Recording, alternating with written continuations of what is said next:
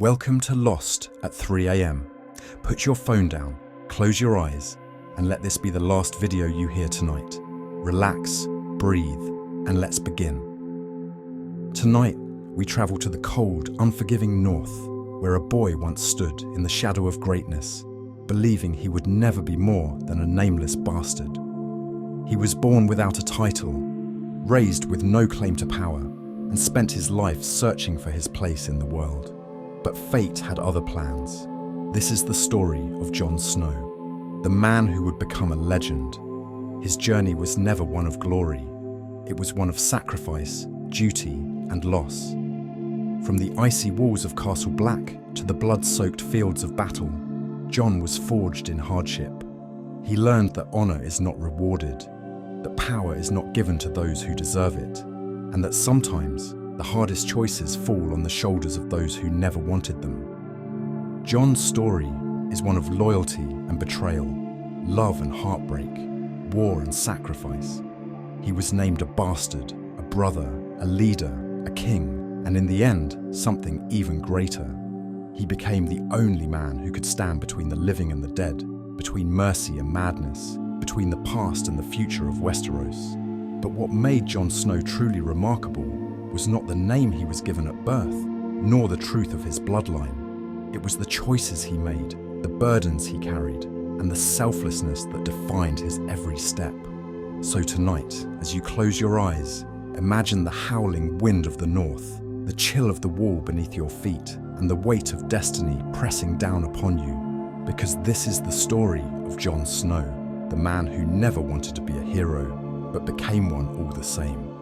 Jon Snow's story begins not on the battlefield, nor in the halls of kings, but in the cold stone corridors of Winterfell, where he was always an outsider looking in. He was raised alongside the Stark children, but he was never truly one of them. Where Robb was the heir, Jon was the reminder of his father's supposed dishonor, a bastard, a stain on the noble Stark name. His mother's identity was a mystery, a secret his father Ned Stark refused to reveal, leaving Jon to carry a burden of shame that was never his to bear.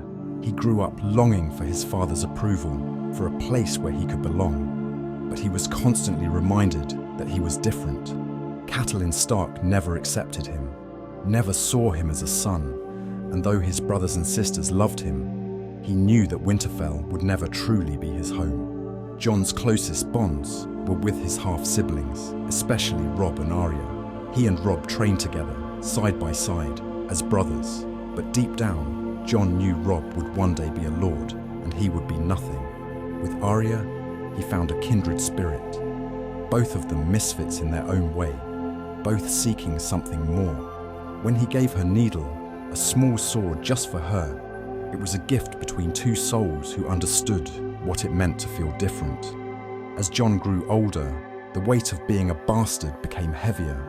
When noble lords visited Winterfell, he was not allowed to sit at the high table. When he watched Robb being prepared for a future as a ruler, Jon had no future of his own. He wasn't a Stark, and he wasn't a commoner. He was something in between, a man without a place in the world. And so, when the time came, Jon made his choice. If he could never have a name, never inherit lands or titles, then at least he could have honor. He decided to join the Night's Watch, believing it was a place where a bastard could rise based on skill and loyalty, not birthright. It was a noble idea, a fresh start, a purpose, a way to prove himself. But as he rode away from Winterfell, leaving behind the only family he had ever known, Jon had no idea that he wasn't just leaving home. He was stepping into a world that would change him forever. Jon Snow arrived at Castle Black, expecting to find a brotherhood of noble warriors, men who dedicated their lives to honor, duty, and the protection of the realm. Instead, he found something far different. Criminals, outcasts, and broken men, sent to the wall as a punishment rather than a calling. Among them were thieves, rapists, and murderers, men who had never held a sword with discipline, let alone served in a noble cause. Jon, raised at Winterfell and trained by some of the best swordsmen in the north, thought himself above them at first, believing he was the only one fit for the title of Ranger. But that arrogance faded quickly. Under the harsh leadership of Sir Alistair Thorne, Jon was pushed harder than ever before. He was mocked for being a highborn bastard, despised for his natural talent, and hated simply for being Ned Stark's son. It was a lesson he learned fast. The Wall does not care about where you come from, only how you survive. At first, Jon saw the men around him as lesser warriors, but that changed when he met Samwell Tarly, a soft, overweight, and terrified young man who had been forced to take the black by his cruel father. Where others saw weakness, Jon saw a friend worth protecting. In defending Sam from their tormentors, Jon learned a truth about leadership. Strength isn't just about how well you fight, but about who you fight for. His time at the Wall also introduced him to Lord Commander Jorah Mormont, a man who saw Jon's potential, recognizing in him a leader in the making. Jon's journey from recruit to ranger began when he saved Mormont from an undead white attack, proving himself not only as a fighter, but as someone willing to risk his life for his brothers. In gratitude, Mormont gave Jon Longclaw, a Valyrian steel sword, symbolizing that he was no longer just another recruit. He was someone who would one day lead. But Jon soon realized that the true enemy was not the wildlings or rival lords, but something far worse: the White Walkers. Stories of the dead rising again weren't just myths whispered around the fire. He had seen it with his own eyes, and he knew that the Night's Watch was not just guarding the realm against raiders and outlaws. They were the only thing standing between life and death itself. Jon Snow had joined the Night's Watch seeking a purpose, a place where honor mattered more than birth. But what he found was a war far greater than he ever imagined. One that would test not just his sword, but his heart, his loyalty, and his very identity. And his true test was only just beginning. Jon Snow had come to Castle Black seeking honor, but fate had other plans. His journey led him beyond the Wall, into a world far different from anything he had known, where survival meant more than just loyalty and duty. It was there, among the free folk, the wildlings, that Jon Snow learned his greatest lessons about love, trust, and the grey area between right and wrong. When he was sent on a mission beyond the Wall, Jon found himself captured by wildlings, the very people the Night's Watch had sworn to fight. But instead of being executed, he was given a chance to prove himself. Mance Rayder, the king beyond the Wall, saw potential in him. He saw that Jon was different from the other crows, that he had the strength and the mind of a leader. But it was Ygritte who truly changed him. A fierce and fearless wildling woman, Ygritte was unlike anyone Jon had ever known. She mocked him, challenged him, but most of all, she made him question everything he thought he knew. She told him the truth, that the Night's Watch wasn't fighting for the realm. They were just pawns in a game played by kings who never cared about them. That the wildlings weren't savages, but simply people who wanted to be free, to live, to love, without kneeling to a ruler who had never set foot beyond the Wall. And for the first time, Jon listened. But Ygritte did more than open his eyes. She opened his heart. She showed him a life outside of duty, a life filled with passion, adventure, and something he had never known before: love. Together they ran, they fought, they laughed, they lived in the warmth of a cave. Away from war and duty, Jon Snow stopped being a soldier and became just a man. And in that moment, nothing else mattered. But Jon had sworn an oath, and the truth was, he had never stopped being a brother of the Night's Watch. Deep down, he knew that he couldn't stay with the wildlings. He couldn't abandon his home, his people, his purpose, and so, with a heavy heart, he betrayed them. When the time came, Jon fled back to Castle Black, carrying warnings of the wildling army preparing to attack. But his betrayal came at a cost. He had broken Ygritte's heart. When they met again, it was on the battlefield. Arrows flew, men fell, and in the chaos, Ygritte found him once more, her bow drawn, ready to shoot, but she hesitated, and in that moment, an arrow from another took her life. Jon caught her as she fell, holding her in his arms, watching as the life faded from her eyes, and with her last breath, she smiled and whispered, "You know nothing, Jon Snow." In that moment, Jon Snow understood the truth of his life. Love and duty would always be at war within him. No matter how much he wanted both, he would always be forced to choose. And in the world of Westeros, love was never enough to survive. Jon Snow had betrayed the wildlings, but he had done so for the sake of the Night's Watch, and now he had to face the consequences. Mance Rayder's army was marching south, an unstoppable force of thousands, ready to storm Castle Black and take the wall. The men of the Night's Watch were outnumbered, unprepared, and weakened by betrayal. They had no reinforcements, no strategy, only each other, and a wall of ice standing between them and certain death. As the horns sounded in the night, the battle for Castle Black began. Giants, mammoths, wildling warriors, and Thenns charged toward the gates. Arrows rained from the towers, steel clashed in the courtyard, and blood soaked the ice. Jon fought with everything he had, leading the defense even as his brothers fell around him. Grenn and his men died holding the gate against a giant. Samwell Tarly, once too afraid to fight, stood tall and defended his brothers. And Jon himself faced Styr, the brutal Thenn leader, in a vicious fight, barely surviving before striking him down. But the moment that cut deepest was when Jon saw Ygritte again, this time on the battlefield. She stood with her bow drawn, aimed at his heart, but she hesitated. She couldn't kill him, and before she could decide, an arrow from Ollie, a young boy seeking revenge, struck her down. Jon caught her as she collapsed, holding her one last time as her life faded away. Her final words were soft, almost playful, despite the pain. "You know nothing, Jon Snow."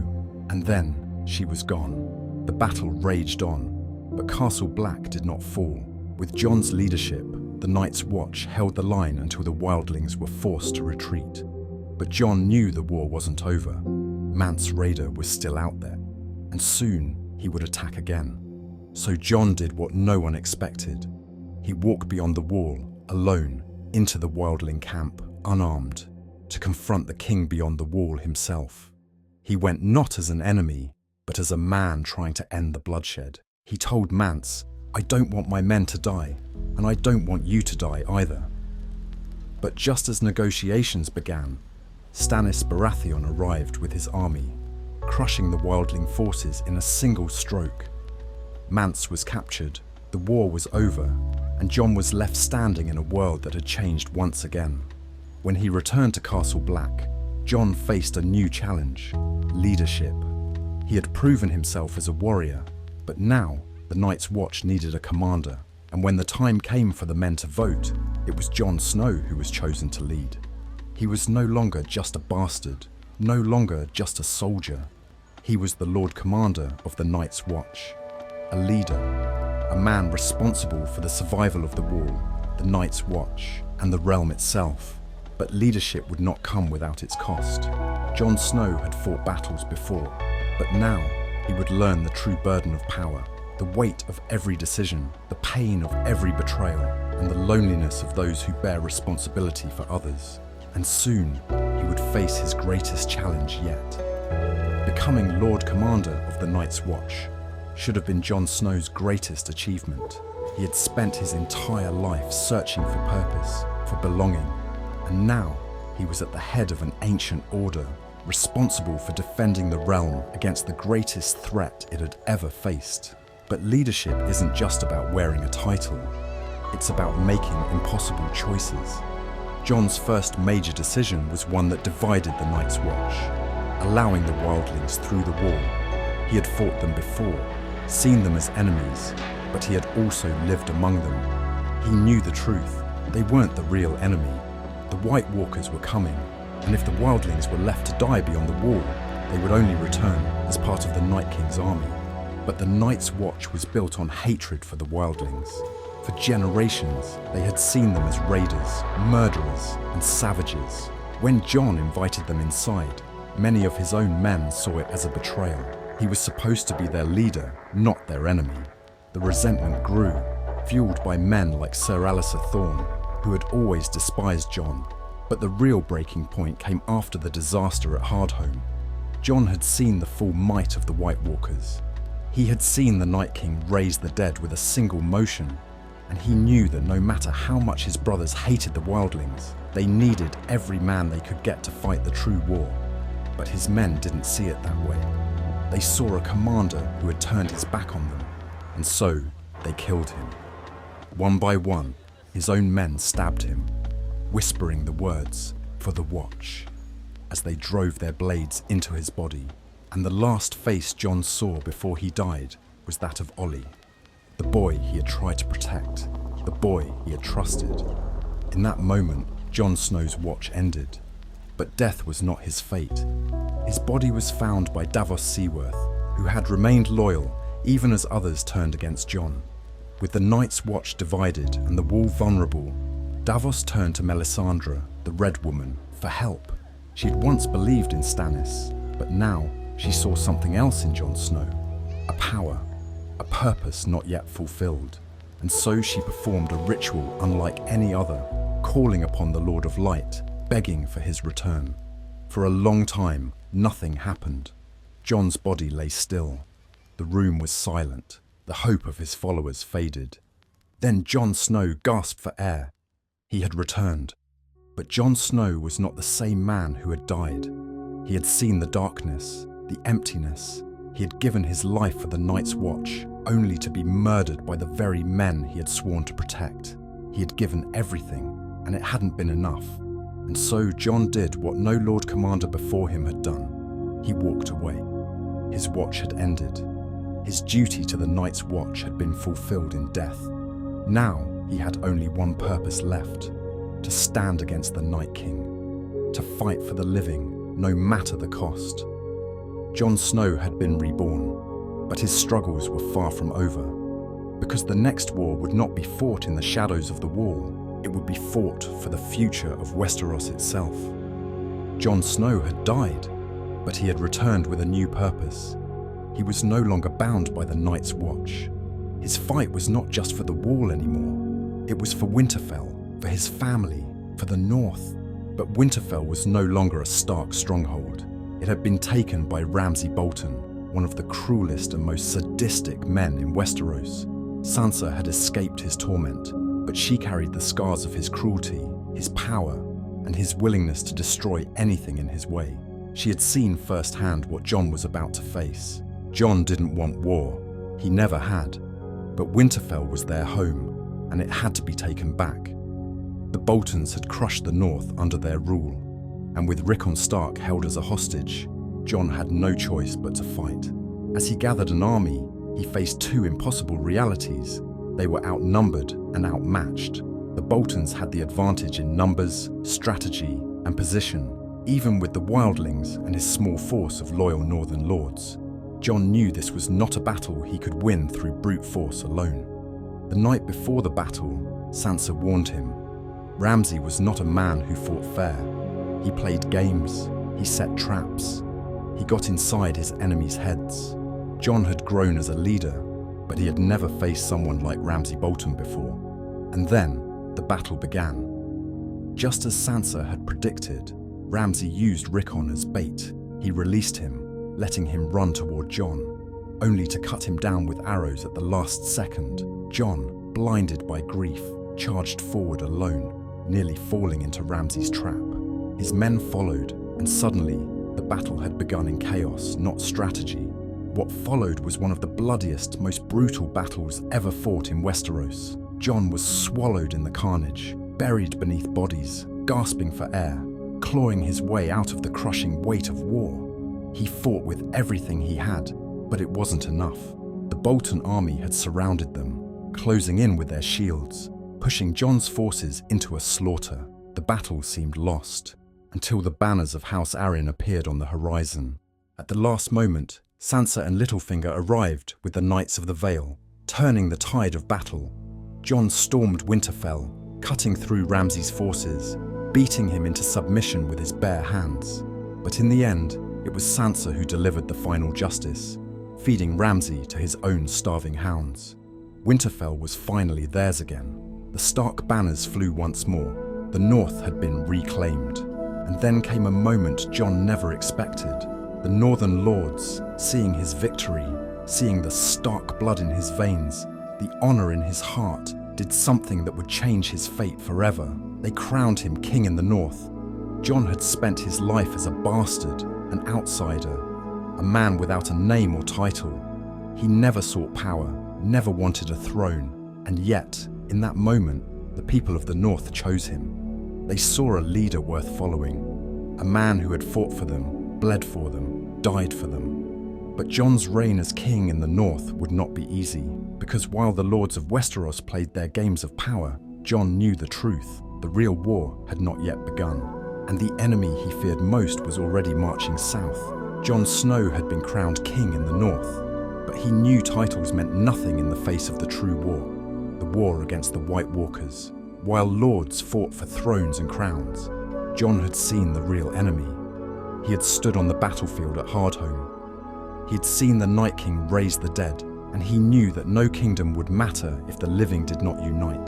To secure the North's survival, Jon needed allies, and that meant forging an alliance with Daenerys Targaryen, the Dragon Queen across the sea.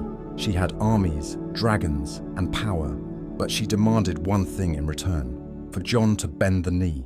For the first time, Jon faced a challenge not of swords, but of diplomacy. He had fought battles his whole life, but now he had to navigate politics, trust, and power.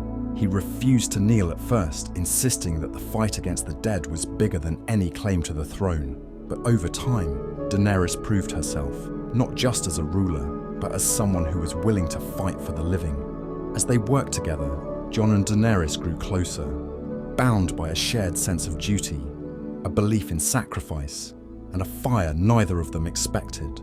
The king in the north and the Dragon Queen, two rulers who never wanted power but were chosen by fate, found something in each other. But then came a truth that changed everything.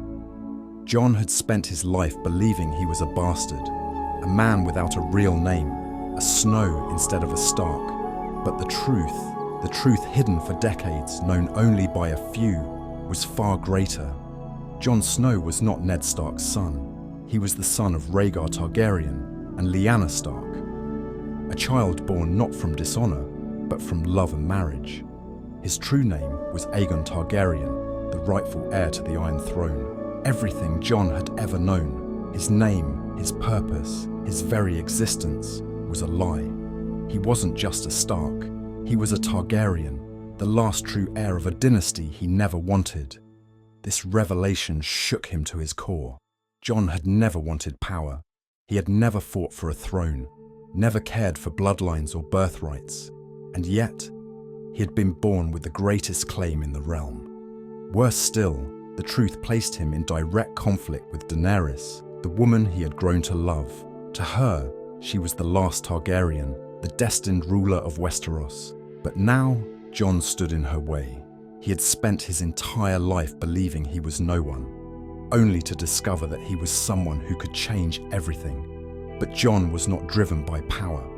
He was driven by honor, duty, and the fight to protect the living. And now, with the Night King's army drawing closer, he had to decide. Was he a Stark? Or was he a Targaryen? Or was he something else entirely? Jon Snow had spent his life avoiding power, rejecting the idea of ruling, but fate had placed him in a position he never wanted. Aegon Targaryen, the rightful heir to the Iron Throne. But Jon didn't care about thrones. He cared about saving Westeros, about protecting the living, about doing what was right. But what happens when doing what's right means betraying someone you love? After the long and brutal war against the Night King, where Jon and Daenerys fought side by side to save the realm, a new battle emerged, not against the dead, but against the hunger for power. Daenerys had always seen herself as the liberator, the breaker of chains. But when she arrived in King's Landing, she faced a city that did not welcome her as a queen, but feared her as a conqueror. Despite surrender being an option, Daenerys chose fire and blood. She unleashed Drogon upon the innocent, turning the streets of King's Landing to ash, slaughtering thousands in an instant. Jon stood amidst the ruins, watching the woman he had loved become something he could no longer follow. He had always believed in her, had trusted her, had defended her to his own people, But now, she had crossed a line that could never be undone.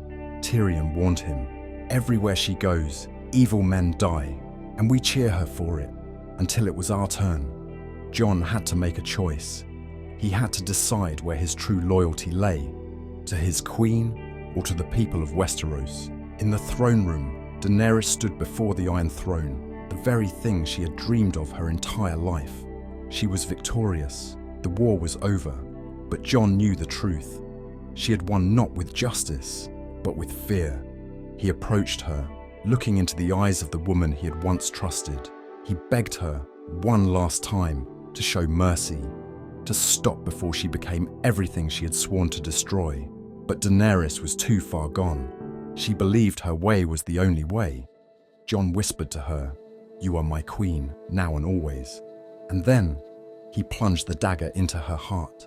She gasped, stunned, betrayed, confused. She had believed Jon would follow her. She had believed he would stand by her side forever. But in the end, he had chosen the realm over love. Daenerys Targaryen died in his arms. The last dragon brought down not by an enemy, but by the only person who truly loved her.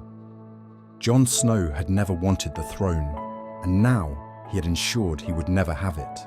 By killing Daenerys, he had ended her reign, but also ended any claim he had to rule. He was not a king. He was a man who had done what no one else could. As Drogon arrived, mourning his mother, the last dragon burned the Iron Throne to the ground, melting it into nothing. The symbol of power that had led to so much destruction was gone forever. Jon Snow had committed the ultimate betrayal, and he knew what that meant. There would be no reward, no crown, no place in the new world. He had saved Westeros, but at the cost of everything. And in the end, Jon Snow, the boy who had spent his whole life searching for a place to belong, was left with nowhere to call home. Jon Snow had saved Westeros, but the price was exile. With Daenerys dead, Westeros was left without a ruler, and Jon's fate lay in the hands of those who had survived the wars. He had the strongest claim to the throne, but he had never wanted it, and now, after killing Daenerys, he could never take it, even if he did. Tyrion, knowing that Jon had done what needed to be done, convinced the new Council of Lords that executing him would only create more bloodshed. Daenerys' followers would see him as a traitor, while the North would rise up in rebellion if he were killed. A compromise was made. Jon would live, but he would never again be part of the world he fought to save. And so Jon Snow was sent back to the Wall, a place that no longer had a true purpose. The Night King was gone. The White Walkers were defeated. The Wildlings had made peace. The Night's Watch existed only in name, a way to keep Jon out of Westeros, to remove him from power forever. As he arrived at Castle Black, Jon looked upon the wall one last time, standing where he had begun his journey so many years ago. He had fought for the realm. He had led armies. He had been crowned a king. And yet, in the end, he had returned to where he started. A man in black, sworn to a duty that no longer existed. But this time, he would not stay. Beyond the wall, Tormund and the Free Folk were waiting for him. They had been exiled too, living beyond the reach of kings and lords, outside of the cycle of power and war. Jon had spent his life searching for home, for a place where he truly belonged. And in the end, it was not in the halls of Winterfell, nor on the Iron Throne. It was in the quiet, untamed lands beyond the wall, where no one called him king, where no one expected him to rule. As the gates opened, Jon rode north with the Wildlings, leaving Westeros behind. No longer a king, no longer a commander, no longer a pawn in someone else's game. Just a man, free for the first time. Jon Snow's journey had been one of sacrifice, duty, and pain. He had never sought power, never asked for glory. He had been crowned and betrayed, loved and lost, killed and reborn. And in the end, he proved that the greatest leaders are not those who seek power, but those who carry burdens no one else can. Jon Snow had given everything for the realm, but in the end, his reward was not a throne, it was freedom. Thank you for spending your night with Lost at 3 a.m. Sweet dreams, and we'll see you next time.